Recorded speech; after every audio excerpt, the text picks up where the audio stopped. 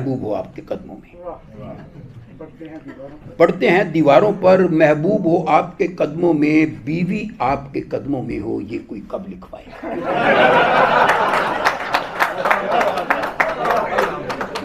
कोई बंदा हल्फिया बयान दे उसने पढ़ा हो कि बीवी आपके कदमों में, कभी इश्तिहार पढ़ा हो।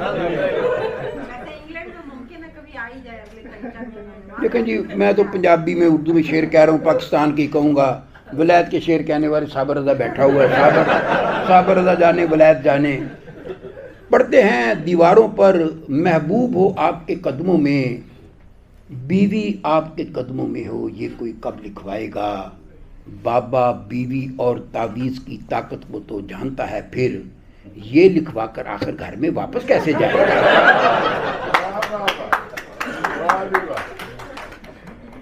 एक कुछ नई कुछ पुरानी चीज़ें हैं कि तुम्हारे फूफा वो गंजे वाले जो ले गए थे उधार कंगी। अच्छा वो ऐसे हुआ कि अल्लाह जन्नतुल फिरदौस में जगह दे जनाब अमजद साहब को, मैंने बड़ा टाइम इकट्ठा गुजारा, मैंने बड़ा उनसे लर्न किया और बड़ी मोहब्बत करते थे। तो बल्कि अमजद साहब ने जो पाकिस्तान से बैरून पाकिस्तान जो आखिरी मुशायरा है वो 22 अक्टूबर को मैंने और अमजद साहब ने ग्लास्को में पढ़ा था। उसके बाद अमजद साहब अल्लाह ताला के पास चले गए, तो उसके बाद उसके बाद जो फर्स्ट टाइम पाकिस्तान से बाहर निकले मुशायरा पढ़ रहा हूँ, तो उसमें ये हुआ कि मुझे वो याद आ गया कि वो हमारे दोस्त हैं, एक जायद फ़खरी, बड़े अच्छे शायर हैं, मिजाइया शायर हैं, वो कजदे पे के जानी बेगम उनकी बड़ी मशहूर नज़्म है। तो शादी के प्रोग्राम में बहुत शरारती हैं थोड़े से, तो वो गए अमजद साहब के पास, तो अमजद साहब जा कहते अमजद साहब वो कंगी होगी, मैं ज़रा कंगी करनी है। अब आप अमजद साहब को ज़रा देखें, उनका ज़ाहिर है बाल गिनती के थे, तो अमजद साहब ने बड़े मोहब्बत से उसको डांट के कहा, फ़खरी तुम शर्म नहीं आ रही, की कह रही हैं। कह रहा अमजद साहब मैं दरअसल तुहाडे को कंगी इस वक्त मांग रहा मैं कि तुहाडी कंगी साफ होएगी।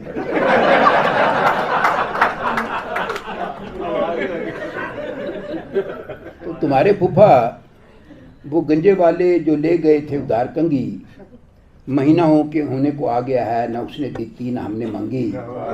वो वापडा ने जो बल्ब मोटा लगा दिया है तुम्हारे दर पर, तो उसके चानन में तुझसे मिलने में आ रही है शदीद तंगी। और ये अलमिया है कि उसको मिलने में जब कभी लुक लुका के पहुंचा, तो उसकी दादी दमे की मारी हमेशा ही उस वक्त खंगी। ये अलमिया है कि उसको मिलने में जब कभी लुक लुका के पहुंचा, तो उसकी दादी दमे की मारी हमेशा ही उस वक्त खंगी। तो अपनी सारी नसीहतों को संभाल के रख ले पास अपने, तू मामा लगता है इस गाल का, वो हमको पैड़ी लगे कि चंगी। तो अपनी सारी नसीहतों को संभाल के रख ले पास अपने, तू मामा लगता है इस गाल का, वो हमको पैड़ी लगे कि चंगी। हमारी किस्मत है 2 टके की कि शहर की सबसे माठी लड़की, वो सारे दिन में हमारे अग्गियों से कई फेरा मुस्कुरा के लंघे।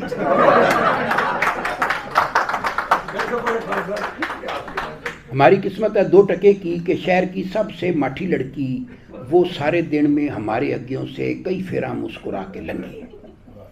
और एक छोटी सी नज़म 3 मिसरों की नज़म है, और आमतौर पे शायरों की गिनती पे आपको इतबार नहीं करना चाहिए। आगे कहते हैं 2 शेर सुनाऊंगा तो 2 गज़लें सुना के चले जाते हैं, लेकिन ये वाक़तन 3 मिसरों की नज़म है। नज़म का उन्वान है कि बात से बात निकल आती है। अब ये देखिए कि बात से बात क्या निकली और कैसे निकली है। बात से बात निकल आती है। एक सहेली ने बतलाया उसकी गाड़ी खोते से टकरा गई है। एक सहेली ने बतलाया उसकी गाड़ी खोते से टकरा गई है। दूजी बोली खोते से एक गल याद आई, जो बिल्कुल ही वैसी है, खैरी सल्ला अब तेरे शौहर की तबीयत कैसी है।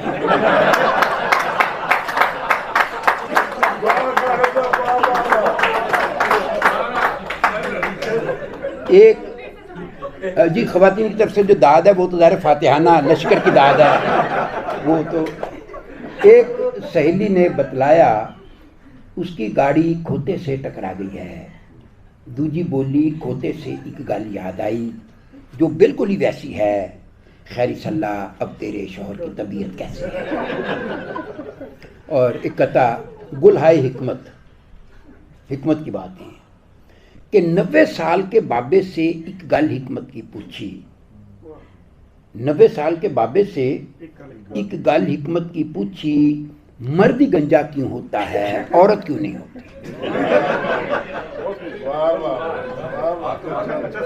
90 साल के बाबे से एक गल हिकमत की पूछी, मर्द ही गंजा क्यों होता है, औरत क्यों नहीं होती। पौना घंटा सिर खुरका, फिर बाबा जी ये बोले, सिंपल बात है, औरत जात की बीवी जो नहीं होती।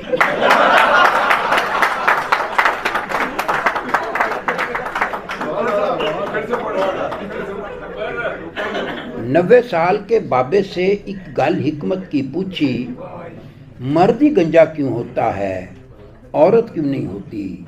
पौना घंटा सिर खुरका, फिर बाबा जी ये बोले, सिंपल बात है, औरत जात की बीवी जो नहीं होती।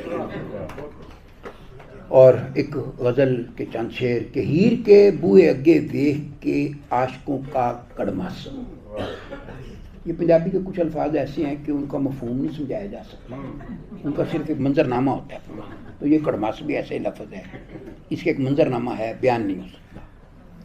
कि हीर के बूए अगे वेख के आशकों का कड़मास, रांझा तख्त हजारे टुर गया फाड़कर पहली बस।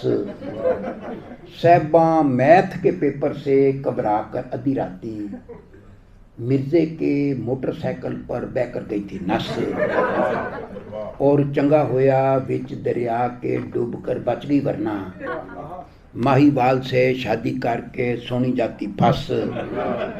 और इश्क की नाकामी से तो मजनू की इज्जत रह गई, लैला की माँ साबित होती बड़ी कपटी सास। इश्क की नाकामी से तो मजनू की इज्जत रह गई, लैला की माँ साबित होती बड़ी कपटी सास। तुपे फिर आशिकों को जब हो जाए यरकान, दब कर उनको पीना चाहिए गन्ने का फिर रस।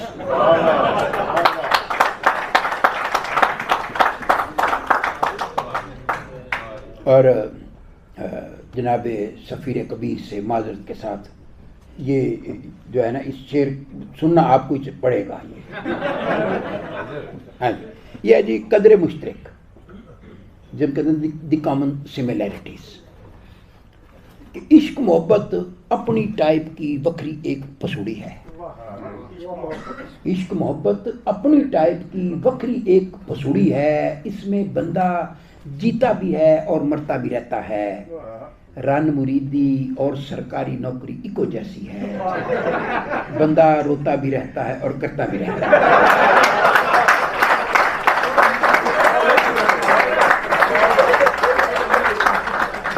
इश्क मोहब्बत अपनी टाइप की वक्री एक पसूड़ी है, इसमें बंदा जीता भी है और मरता भी रहता है। रन मुरीदी और सरकारी नौकरी इको जैसी है, बंदा रोता भी रहता है और करता भी रहता है। और हमने उसको घंटों मोटिवेट किया, हमने उसको घंटों मोटिवेट किया, तब जाकर मोटी ने अपना वेट किया। हमने उसको घंटों मोटिवेट किया, तब जाकर मोटी ने अपना वेट किया। मैंने उसने मेरे अब्बे को फूल पुलेखे अंडर एस्टिमेट किया। कुछ नहीं जी। और बीवी ने पूछा ये अपने शौहर से, किस मौसम में और कब मिर्चें लगती हैं। जब मैं समझता हूँ ये शौहर बड़ा खुशकिस्मत है कि उससे सवाल हुआ है, उससे जवाबदेही नहीं हो रही। वो एक बंदे ने इश्तिहार आया अखबार में कि इंसाइक्लोपीडिया ब्रिटानिका बिल्कुल ब्रांड न्यू बराए फरोख्त है आधी कीमत पे। नीचे उसने लिखा हुआ था कि इंसाइक्लोपीडिया बहुत कम इस्तेमाल हुआ है, मेरी शादी हो गई है, मुझे मेरी बीवी को हर चीज़ का पता है। तो अब ये देखें, जहाँ बीवी को हर चीज़ का पता हो वहाँ अगर वो सवाल करती है तो सवाल की अहमियत देखें। कि बीवी ने पूछा ये अपने शौहर से, किस मौसम में और कब मिर्चें लगती हैं। शौहर बोला, मौसम की तो रब जाने, जब भी सच बोले तब मिर्चें लगती हैं।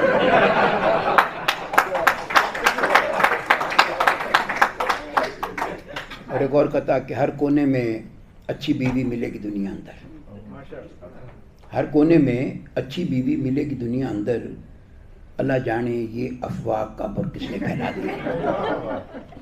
हर कोने में अच्छी बीवी मिलेगी दुनिया अंदर, अल्लाह जाने ये अफवाह कब और किसने फैला दी। किस कोने में जाकर बंदा अच्छी बीवी ढूंढे, रब सोने ने फानी दुनिया बिल्कुल गोल बना दी।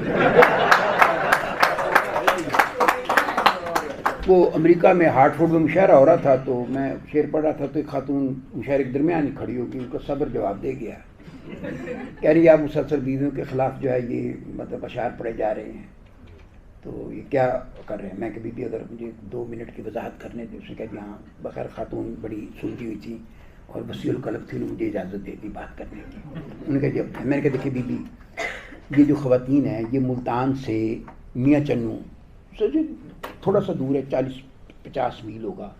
अगर मुल्तान से ख़वातीन ट्रेन पे कोई खातून बैठ जाए ट्रेन के डब्बे में, जनाना डब्बे में, तो मियाँ चन्नू उसका मेका है, वो वहाँ पे जा रही है, तो इस 40 मील के सफ़र में वो आधे डब्बे को अपने ससुराल के तमाम वाक़यात सुना देती है। अपने शौहर की कमीनगियों का जिक्र खुल के करती है, अपनी सास के जुल्म का जिक्र कर लेती है, अपनी नंदों का जो मतलब जो है जो पूरा किस्सा वो कच्चा चट्ठा बयान कर देती है, और मतलब ये वो कर लेती है। अच्छा, उसके बाद जो वो घर जाती है दरवाजे से रोना शुरू करती है, माँ के गले लग के वहाँ रोती है, सारा कुछ बताती है। बीबी हम ना रो सकते हैं, ना दोस्तों को बता सकते हैं, ना अम्मा के आगे फरियाद कर सकते हैं, अब हम शेर भी ना कहें तो क्या करें। तो खातून ने कहा जी अगर ये आपका मसला है तो फिर आपको इजाज़त है। तो ये मैंने ऐसे आपको और एक और गज़ल के चंद शेर के बैठे बैठे अचन चेते नवी पसूड़ी पड़ सकती है। बैठे बैठे अचन चेते नवी पसूड़ी पड़ सकती है, काले पूंड की खैर है लेकिन शहद की मक्खी लड़ सकती है। बैठे बैठे अचन चेते नवी पसूड़ी पड़ सकती है, काले पूंड की खैर है लेकिन शहद की मक्खी लड़ सकती है। बीवी ऐसा गोरख धंधा है जो पल्ले पड़ नहीं सकता, कल जिस बात पे खुश थी आज वो उसी घर पे लड़ सकती है। बीवी ऐसा गोरख धंधा है जो पल्ले पड़ नहीं सकता, कल जिस बात पे खुश थी आज वो उससे गल पे लड़ सकती है। जोजा माजदा वो जासूस है। नहीं इसमें क्या है, हंसे क्या बात है इसमें। ये मुझे उन मर्दों पे बड़ा गुस्सा आता है जो ये समझते हैं कि जोजा माजदा को खुदा न खास्ता मैं को वालदा माजदा के साथ, जोजा का नाम माजदा हो सकता है, बी पॉजिटिव। जोजा माजदा वो जासूस है जो 2 मिनट के अंदर अंदर दिल की सतमी तय के अंदर बैठी गल को पढ़ सकता है। और ये मैं आपको फिर बता रहा हूँ, मर्दों का ख्याल होता है कि हमारी बेगमात को हमारे करतूतों का पता नहीं है, पता सारा होता है, उन्होंने बस पर्दा रखा होता है। तो अब दुआ किया करे अल्लाह ताला ने आपको बड़ी अच्छी बीवियाँ दी। और अच्छा, ये जो स्टेज सेक्रेटरी है ना, तकरीबन 99.9% स्टेज सेक्रेटरी मेरा शेर पढ़ भी ले ना तो तकरीबन शेर बिल्कुल बचा हुआ होता है, क्योंकि वो शेर किसने बुरे तरीके से पढ़ते हैं कि वो असल शेर है वो बिल्कुल बड़ा महफूज पड़ा होता है। तो वो उसके दो शेर इन सुनाए थे, गज़ल सुन लें कि वो जिस वैगन अंदर बैठी हम भी उसमें नाच कर बह गए, सीट पे पहले ही 7 बंदे थे, हम भी 8वें फांस कर बह गए। दफ्तर के बाहर नोटिस था बिला इजाज़त बहना मना है, हमने बड़ी चालाकी की थी, अपने आप को दस कर बह गए। उसके प्यो ने 9वीं वारी बुए से कुट कर उठवाया, वो भी अगे साबित कदम थे, 10वीं वारी हंस कर बह गए। फारूकी साहब शेर सुने, कमर का कसना सुनते थे फिर एक दिन सोचा कस कर देखें। कमर का कसना सुनते थे फिर एक दिन सोचा कस कर देखें, खोला कसया कस कर खोला फिर दोबारा कस कर बैठा।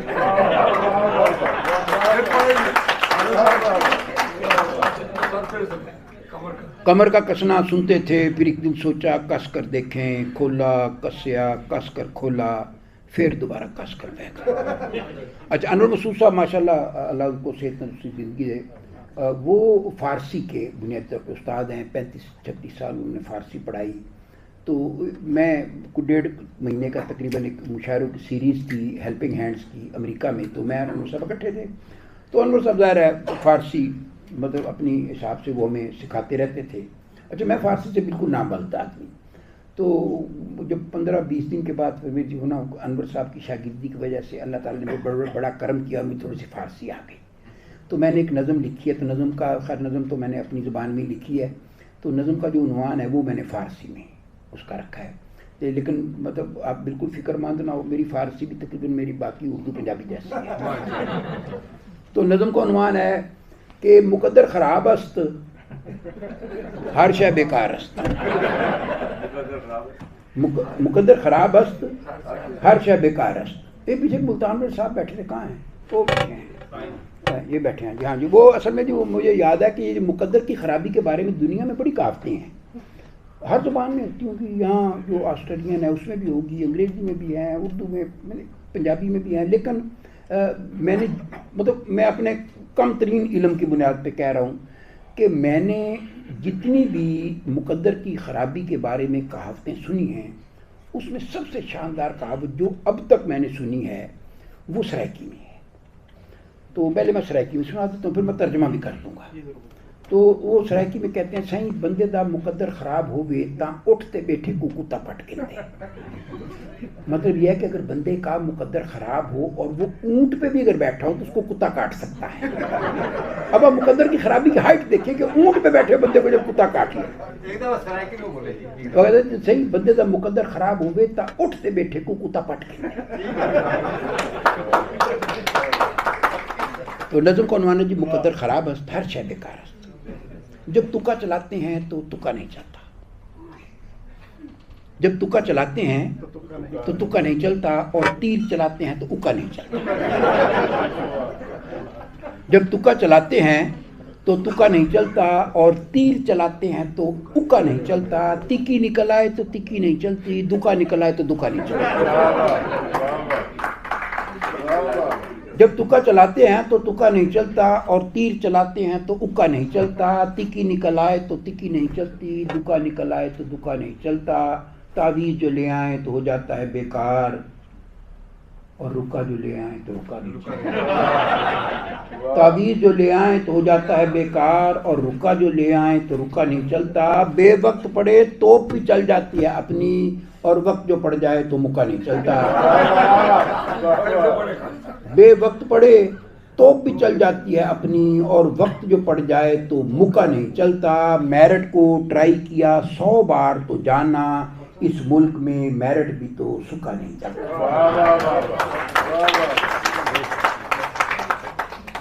और थोड़ी सी दो चीज़ें ज़रा गैर सियासी किस्म की, कि गर्दन गर्दन है और पोटा पोटा ही होता है।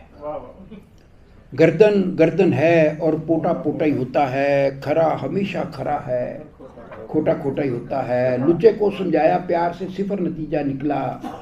हमने ये आजमाया, सोटा सोटा ही होता है। और नए निज़ाम की बढ़ के सुनते उम्र गुजर गई सारी। बड़ा हर था बड़ा, छोटा छोटा ही होता है। और पहले उधरों फिर इधरों, अब फिर खड़ा है उधरों। पब्लिक तंग है लेकिन लोटा लोटा ही होता है। और लोटे पे एक छोटी सी नज़म है कि लोटा क्या है, लोटा क्या है, टूटी वाला कार आमद एक पांडा है जो। लोटा क्या है, टूटी वाला कार आमद एक पांडा है जो। टॉयलेट अंदर मौजू वक्त पे काम आता था, अब वो पार्लियामेंट के अंदर मुश्किल वक्त में काम आता है।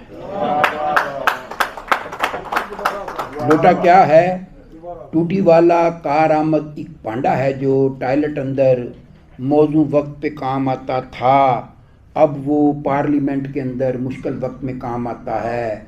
अल्लाह जाने चंगा भला मुअज़्ज़ज़ बंदा लोटा कैसे बन जाता है, मखलूकात में अशरफ होकर छोटा कैसे बन जाता है।